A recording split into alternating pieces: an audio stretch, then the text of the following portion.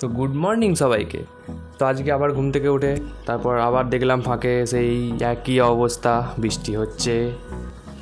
তো হয়েই চলেছে, বৃষ্টি আর থামার নাম করছিল না। কিন্তু আমার তো কিছু করার নেই, আমাকে তো অফিস যেতেই হবে। সেই জন্য সকালবেলা উঠে দাঁত টাত মেজে ফ্রেশ হয়ে চান টান করে এরপর বেরিয়ে যাব অফিসে যাওয়ার জন্য। তো তারপর স্নান টান সেরে বেরিয়ে পড়লাম অফিসে যাওয়ার জন্য।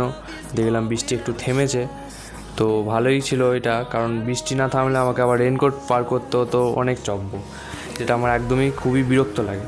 বেরিয়ে একটুখানি খাওয়া দাওয়া করে মুড়ি টুড়ি খেয়ে দে তারপর এরপর বেরিয়ে যাব অফিসে যাওয়ার জন্য। তারপর অফিস টফিস সেরে বিকালে আবার চলে এলাম আবার রুমে এসে একটুখানি বসেছিলাম, ফোন টোন ঘাঁটছিলাম। আর ওইদিকে ব্যাগটাও একটুখানি গুছিয়ে নিচ্ছিলাম, কারণ কালকে যেহেতু শনিবার, কালকে হাফবেলার পর বাড়ি চলে যাব।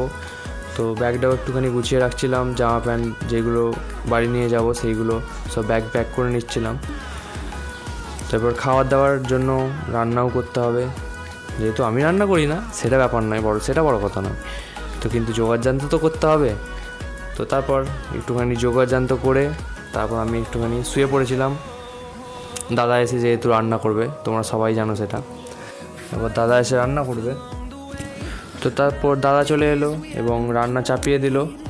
আজকে কি গোটা ডিমের ঝোল করছিল। তো তারপর সেটা খেয়ে দিয়ে শুয়ে পড়লাম। দেখা হচ্ছে তোমাদের সাথে আবার কাল। Bye bye.